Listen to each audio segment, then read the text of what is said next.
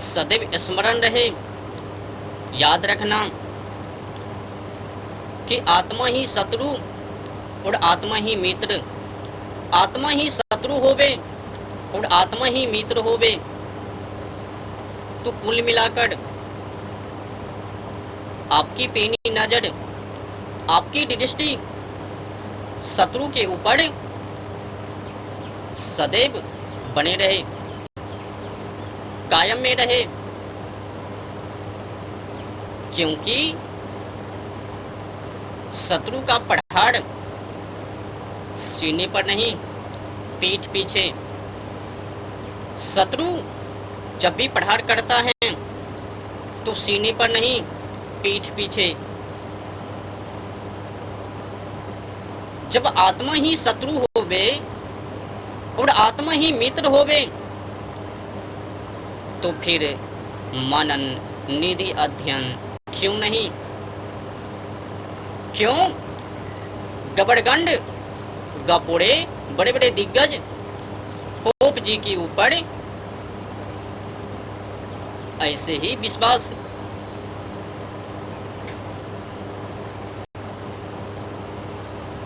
जब आत्मा ही शत्रु आत्मा ही मित्र तो फिर यूं ही विश्वास गंडू गोपोड़े के ऊपर क्यों? इसीलिए एक बाड़ी नहीं, 100 बाड़ी नहीं, 1000 बाड़ी मनन निधि अध्ययन सोच व विचार किया जाए।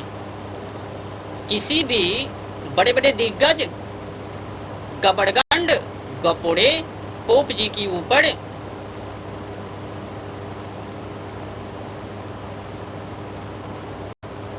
आज की समय में ये जो मानव है,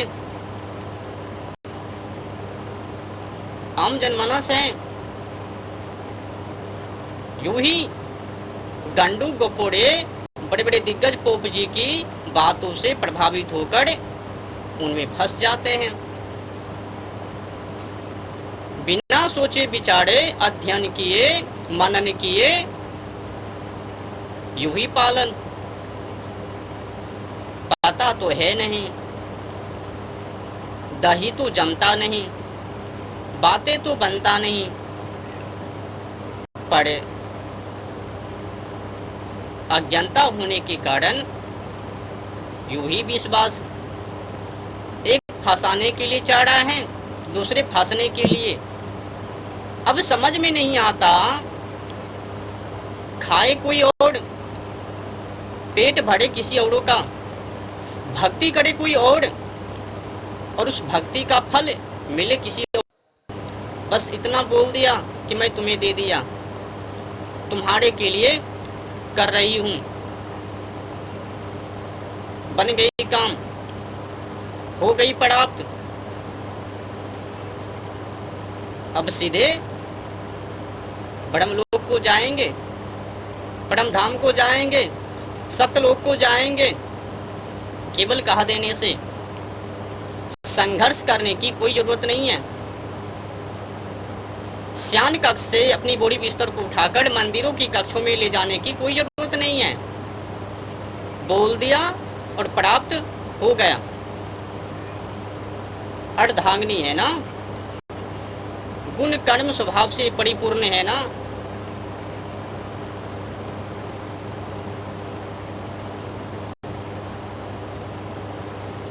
क्या मजाक है। एक गंडू गपोड़े बड़े बड़े दिग्गज पोप जी न्यू मॉडल का चाल व षड्यंत्र रच रहे हैं और उस षड्यंत्र में ये श्रोतागण यूं ही फंसते जा रहे हैं। याद रखना, शत्रु में और ये आज के बड़े बड़े दिग्गज गपोड़े गबड़गंड पोप जी, इनमें कोई अंतर नहीं है। जिधर देखो, जहां पर भी देखो, वहीं पर ठगते हुए, मूर्ख बनाते हुए, उल्लू बनाते हुए, नरकों में डालते हुए दिखाई पड़ता है। पर देखने वाले, समझने वाले मानवों की आंखें होनी चाहिए, सोच व विचार होनी चाहिए, क्षमता होनी चाहिए। वो गबड़गंड गंडू गोपोड़े बड़े बड़े दिग्गज पोप जी वो फंसाने के लिए न्यू न्यू मॉडल साजिश व षड्यंत्र और फंसने के लिए शत्रु का काम क्या है? शत्रु के वाणी में, वाचन में, व्याख्यान में, उपदेश में बढ़ाता ही है मीठी स्वाद, रस, हल्कीपन, बोली, केवल फंसाने के लिए।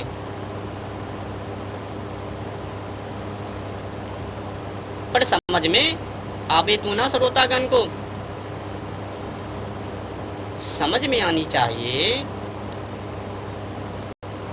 कि जो लक्ष्य को साधे उन्हीं को विजय प्राप्त होवे, जो खावे उन्हीं को पेट भरवे, जो अध्यात्म पर चलवे उन्हीं को भक्ति प्राप्त होवे, भगवान प्राप्त होवे, मुक्ति प्राप्त होवे, मोक्ष पावे। केवल कहा देने से, आलसीपन हो जाने से, कर्म को नहीं करने से और बोल देने से मुक्ति एक कल्पित है। विद्या विरुद्ध बातें हैं, उपदेश हैं। ऐसी बातों को मैं सार्थक नहीं कर सकता, एक गलत है। एक गंडू गबड़गंड गंडू गोपोड़े की चाल है। ठगने के लिए अनेक जाल को बिछाए हुए हैं। जिस तरह से शत्रु अपने काम को बनाने के लिए हल्कीपन, आवाज, रस, मिठास वाणी को निकालता है, उपदेश करता है और उस उपदेश में आकर ये भोले फंस जाते हैं। उसी तरह से ये दिग्गज भी हैं,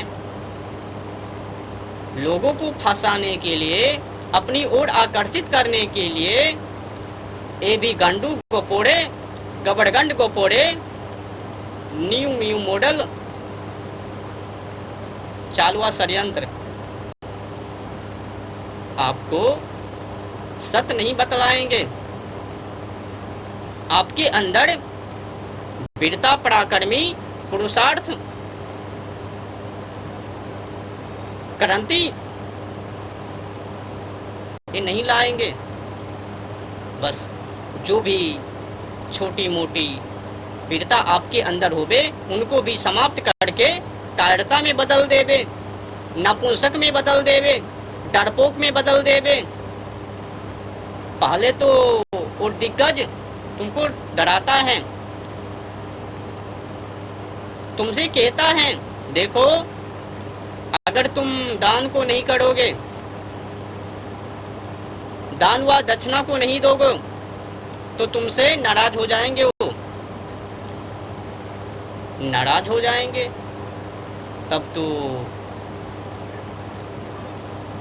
ये बातों को लेकर उनसे पूछनी चाहिए आखिर आपका नाता उनसे कैसे है, आपका ताड़ वहां तक कैसे पहुंच गए हैं। क्या केवल आपके ही वो सुनने वाले हैं, हमारे नहीं? ओहो हो, एक गवड़गंड की चाल है ना, इनका नाता वहां तक है। अगर ब्राह्मण देवता खुश हो जावे तो वो भी खुश हो जावे। ओहो हो, भले ही ये पापात्मा क्यों ना होवे, लाख जानवर पंछी को खाने वाले क्यों ना होवे, ब्राह्मण को दान कर देवे, ब्राह्मण देवता खुश हो जावे तो वहां से वो परमात्मा खुश हो जावे। एक गंडू गोपोड़े ठगने के लिए न्यू चाल। याद रखना, जो भी पाप करोगे उनका फल तुमको भुगतना ही पड़ेगा, कोई क्षमा नहीं है। अगर क्षमा होवे तो फिर अन्याय हो जावे। ये जो पाप और पुण्य, सत और असत, झूठ और सही, और इनका दंड अगर इसमें आकर हस्तापेक्ष करवे तो फिर गलत हो जावे, विद्या विरुद्ध हो जावे। परमात्मा किसी के जीवन में आकर सत असत नहीं कर सकता। वो न्यायकारी है, अन्यायकारी नहीं। छोटी छोटी पाप व पुण्य उनका हिसाब किताब वो रखता है, दंड देता है। छोटी करो पाप या फिर बड़ी, दंड तो मिलकर ही रहेगा, कोई क्षमा नहीं है। ये जो गांडू गोपोड़े बड़े बड़े पोप जी कह रहे हैं, दान कर दो क्षमा हो गई पाप, चले जाओ उनके शरण में क्षमा हो जावे पाप, ये गलत है। कोई भी पापों की क्षमा नहीं है। जो भी पाप तुमसे हो गया उनका दंड मिलकर ही रहेगा। अगर कोई पोप जी बोल रहे हैं पापों की क्षमा है तो फिर विद्या विरुद्ध है। तब तो ये जज वाले बात हो गए। ये जो जज रुपया को लेकर न्याय करता है ना, जिनके पास अधिक धन होवे उनके साथ हो जावे जज वकील। देख तो हो ना, जो गरीब होवे उनके साथ जज व वकील ना देवे, जिनके पास अधिक धन होवे उन्हीं के साथ वो जज और वकील देवे।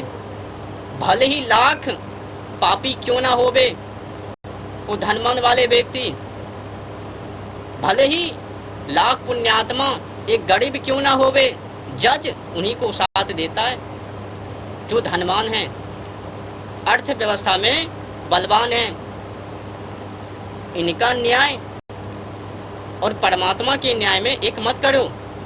परमात्मा का न्याय अलग है और ये जज वकील का न्याय अलग है। वहां पर झूठ कपट ये नहीं चलता। जो भी आपने छोटे बड़े पुण्य या फिर पाप किया उनका हिसाब किताब आपको मिल ही कर ही रहेगा, ठाकने की कोई चारा नहीं। और बात रही खाने की, पेट भरने की, ये भी कल्पित हैं। जो भक्ति करेंगे, जो भी मानव भक्ति को करेंगे उन्हीं को उस भक्ति का फल प्राप्त होवे। जो भक्ति नहीं करेंगे उनको भक्ति का फल प्राप्त नहीं होगे। इतनी छोटी सी बात तुम लोगों को समझ में क्यों नहीं आती? आज की समय में एक गंडू गोपोड़े पोप जी ने यह भी बता दिया कि परमात्मा में और मुझ में कोई अंतर नहीं है। चलो आओ, धो डालो मेरे पैरों को, बना लो अमृत, पी लो। अगर ब्राह्मण देवता खुश हैं तो परमात्मा भी खुश है, अगर ब्राह्मण देवता नाराज हैं तो वो भी नाराज। ऐसा बोल रहा है जैसा कि ये ब्राह्मण देवता के अंदर गुण कर्म स्वभाव से परिपूर्ण है। शयन कक्ष से अपनी बोरी बिस्तर को उठाकर मंदिर की कक्षों में ले गए हैं। एकदम सत्य बोल रहे हैं। ओहो हो, देखो ना चाल, एक तो जुठाई की, कल्पित की, उनको सपोर्ट कर रहे हैं, ऊपर से बोल रहे हैं कि अगर मुक्ति पाने के लिए चाहते हो दान व दक्षिणा, क्या इन्हीं के माध्यम से मुक्ति पा लेबे? क्या केवल नाम को पकड़ लेने से मुक्ति पा लेबे? अगर पा लेबे तो गलत है, विद्या विरुद्ध बातें हैं। केवल नाम से नहीं, नाम को पावरफुल करने के लिए अध्यात्म की जरूरत है, गुण कर्म स्वभाव की जरूरत है। केवल नाम को पकड़ लेने से वो हल्केपन है, कमजोर है। उस कमजोर को पावर में लाने के लिए अध्यात्म, गुण कर्म स्वभाव और विशेष करके शयन कक्ष से अपनी बोरी बिस्तर को उठाकर मंदिर की कक्षों में, अध्यात्म की कक्षों में, समझ रहे हो ना? ये जो विशेष चर्चा है करवा चौथ के ऊपर, अब जो माता जी कह रही है मैं पति के लिए, तो कुल मिलाकर स्पष्ट कर ही लिए होंगे। माता कौन? माता वो हैं जिनके अंदर गुण कर्म स्वभाव होवे। पिता वो होवे जिनके अंदर गुण कर्म स्वभाव होवे। और पति पत्नी शयन कक्ष से अपनी बोरी बिस्तर को उठाकर मंदिर के कक्षों में ले जावे। अगर माता जी सोच रही है कि हम करवा चौथ सार्थक होवे, तो फिर अपनी बोरी बिस्तर को उठाकर, अपनी बोरी बिस्तर को शयन कक्ष से उठाकर मंदिर की कक्षों में ले जाने की कृपा कीजिए। वो जो बड़े बड़े दिग्गज गपोड़े गबड़गंड पोप जी की लीला हैं, उनके बहकावे में मत फंसो।